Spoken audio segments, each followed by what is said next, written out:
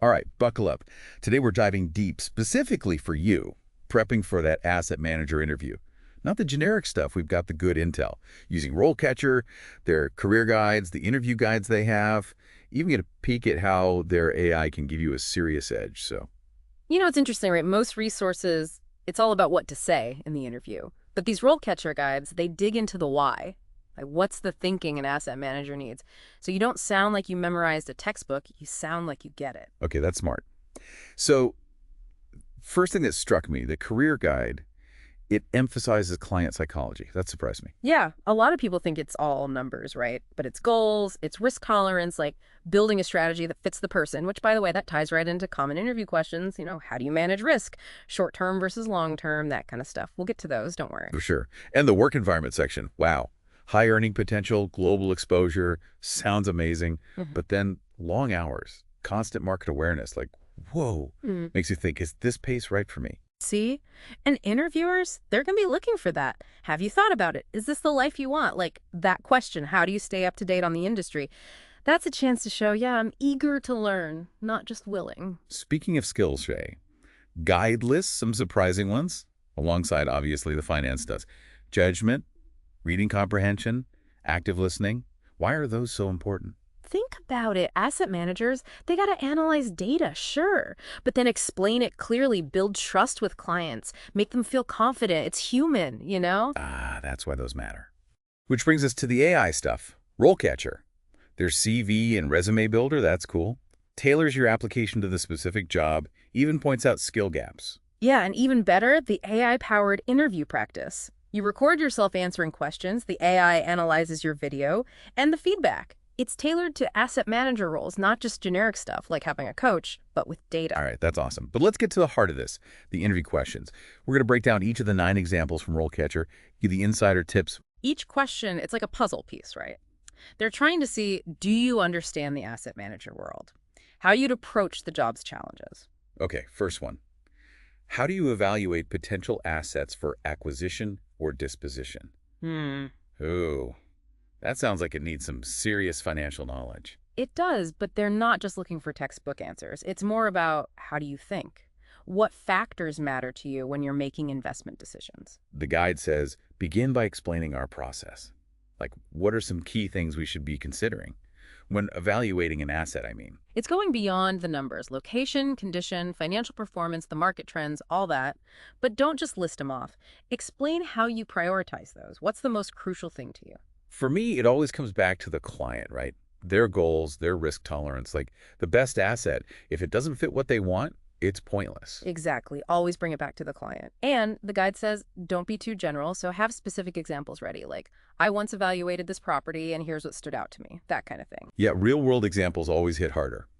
What about follow-up questions they might ask on this? They might push you deeper on an example. Or, how'd you handle a tricky situation? Like, the asset looks good on paper, but there are hidden risks. They want to see you think critically. Okay, question 2. How do you stay up to date on industry trends and regulations?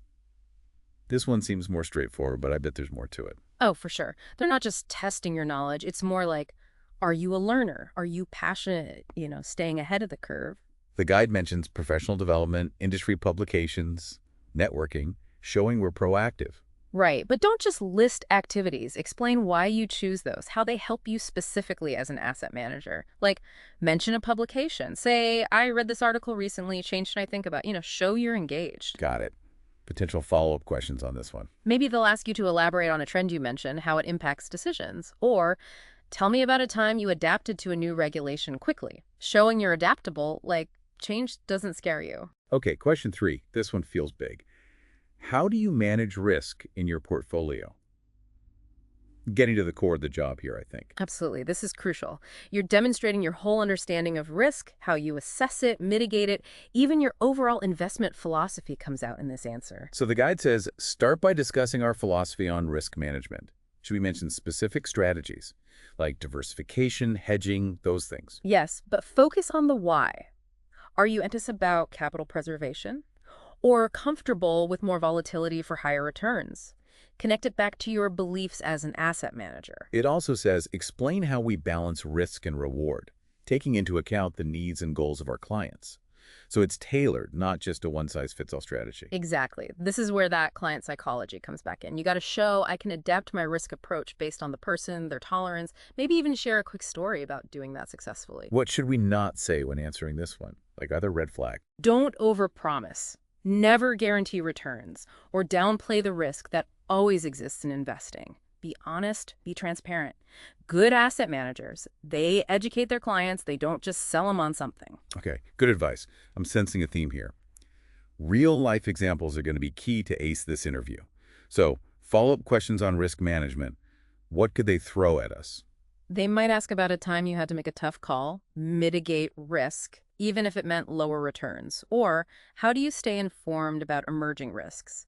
That shows you're proactive, always thinking ahead. Man, this is already making me feel more prepared just thinking this way. That's the goal. Now, before we go to the next set of questions, let's take a quick pause. Talk about how RoleCatcher's AI can actually help you practice these answers, make them even better. Okay, back to RoleCatcher's AI, you were saying how it can help refine our answers, right? Yeah, it's pretty cool, actually. Let's say you're working on that risk management question we just talked about. You record yourself answering it, just like you were in the interview. So I record it, and then was it like, give me a grade, how does it work? Oh, it's way smarter than that. RoleCatcher's AI, it analyzes your video, for clarity, how concise you are, even your tone of voice. But the key thing is it's tailored to asset manager roles. Not just general feedback, it's specific. So it knows what skills they look for, and it judges me based on that. Exactly. Like, Yeah. Are you using too much jargon? Are you emphasizing that client-focused aspect enough? Even subtle stuff. Are you projecting confidence when you talk? It can pick up on that. That's wild. Takes all the guesswork out. You focus on what really matters. And that's just one example. It works on all sorts of interview questions, helps you fine-tune every answer. Like having a secret weapon in your job search. Okay, I'm ready for more questions. What's next? All right, let's dive into number 4.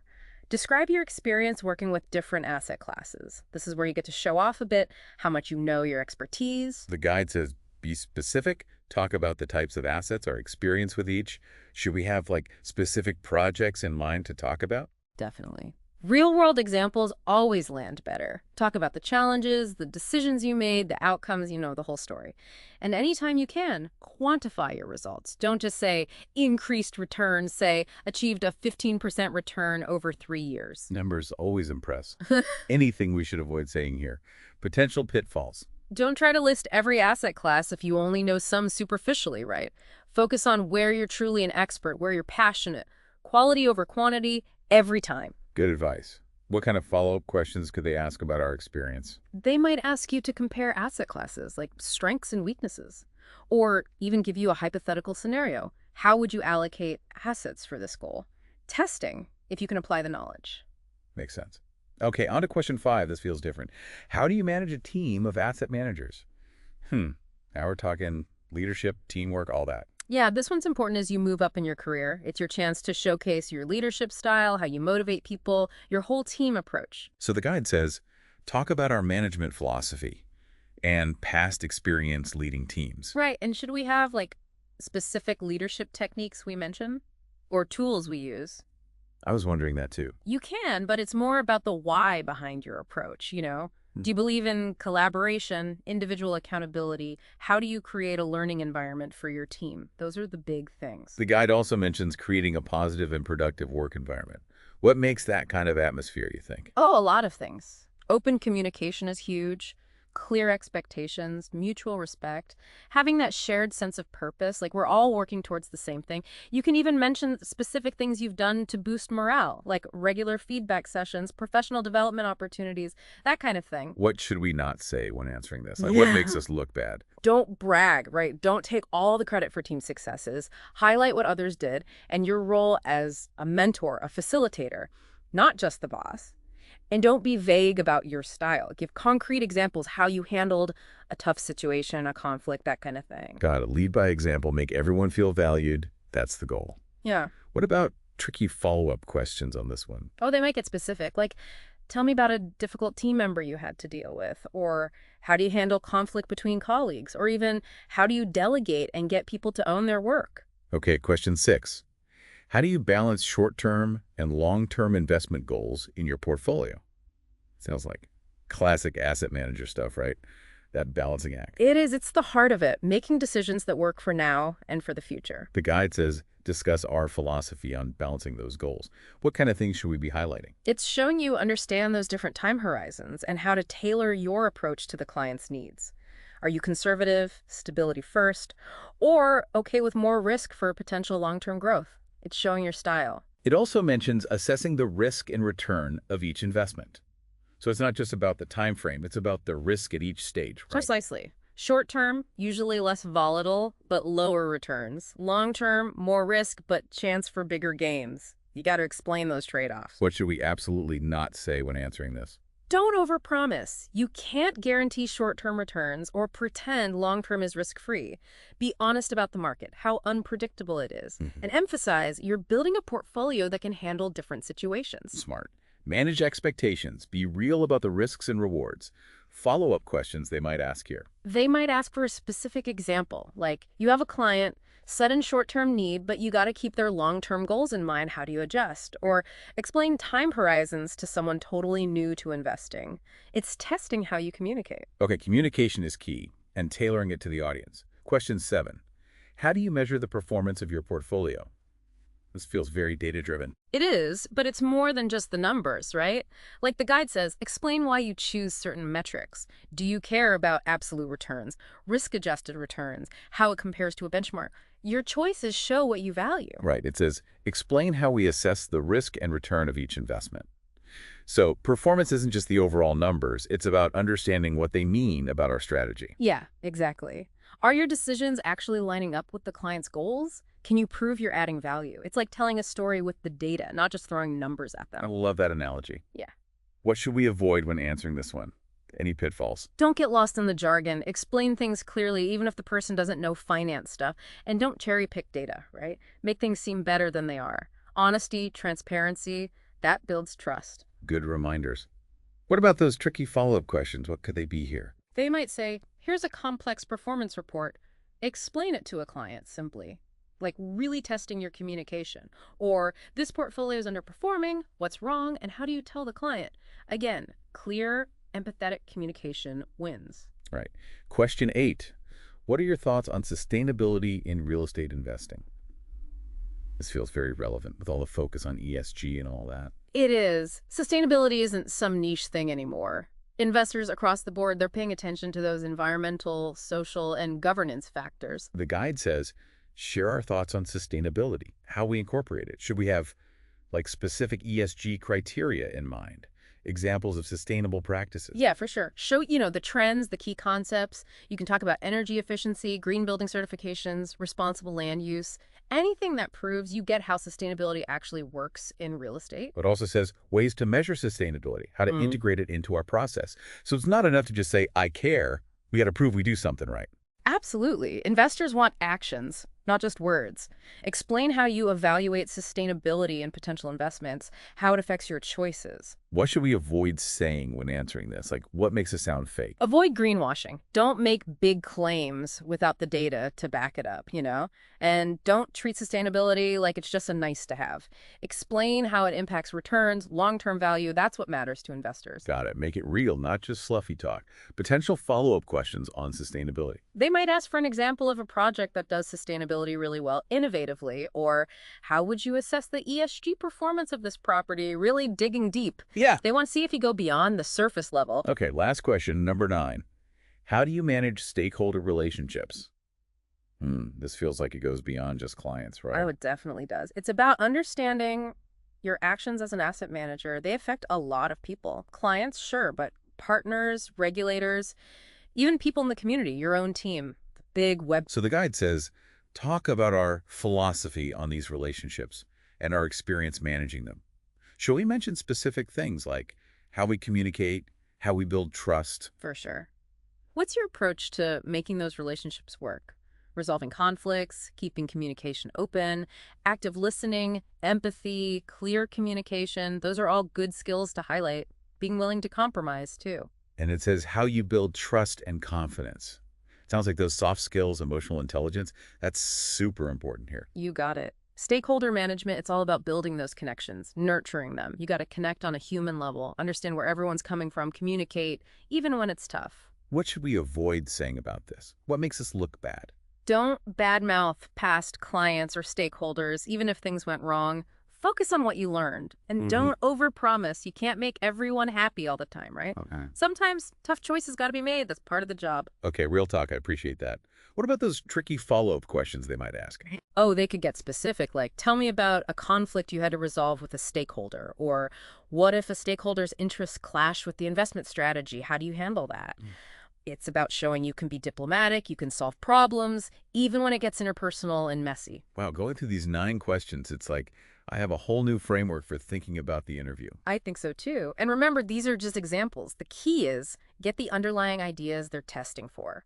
Analytical skills, market knowledge, client focus, risk management, communication, it all ties together. And don't forget RoleCatcher's AI tools. That feedback is gold. Exactly. Prep is everything, and having those tools on your side, that can make all the difference. Man, I'm feeling way more confident about that asset manager interview now, just from breaking down those questions. It's amazing how much we covered. Client relationships, risk management, even sustainability. Like, I feel ready. Me too. And don't forget, we talked about how those AI tools from RoleCatcher can really help you fine-tune your answers. It's like having a personal coach, but powered by data. Seriously, that feedback is invaluable. But okay, let's say our listener nails the interview, gets the job. Awesome. What advice would you give them about actually thriving in this career, like once they're in? Oh, that's a great question. First thing, never stop learning, right? Finance, it's always changing, so stay curious, stay up to date on trends, get different perspectives, be a lifelong learner, basically. Challenges, those are opportunities to grow. And don't be afraid to ask questions, ever. So keep expanding your knowledge, keep honing your skills. Exactly. And find mentors, people you admire who've been there, learn from them. The best asset managers, they're always trying to get better. Besides the technical stuff, what other qualities are important for success in this field? Integrity, that's huge. You're handling people's money, their future. You got to be honest, transparent, always put the client first. Having that reputation for ethical behavior, that's priceless. Makes sense. Trust is everything, especially with finances. And communication. Can't forget that. You got to explain complex stuff clearly, even to people who don't know finance jargon. Build those strong relationships. Keep clients informed. Be responsive. That matters a lot. So it's really not just about numbers and spreadsheets. It's people. It's goals. It's helping them get to where they want to be. That's it. And that's what makes it so rewarding, You're not just managing assets. You're helping people build a secure future, live the life they dream of. It's about making a real difference in their lives. Exactly. So here's a final thought for our listener, something to think about. Beyond the financial returns, what kind of impact do you want to make as an asset manager? What kind of legacy do you want to leave behind through your work? Ooh, that's a powerful question. It makes you think about the bigger picture, Yeah, because a fulfilling career, it's not just about the money. It's about aligning your work with your values, making a positive contribution, leaving a mark you can be proud of. Well said. We've given our listener the insights, the tools. Now it's up to them to go out there and crush that interview. Show them the passion, the drive, all the things we talked about. You got this. Remember, you have the potential to do amazing things in this field. Embrace the challenges, never stop learning, and go make a positive impact, one investment at a time. Couldn't have said it better myself. That's it for this deep dive. Best of luck out there. Yeah.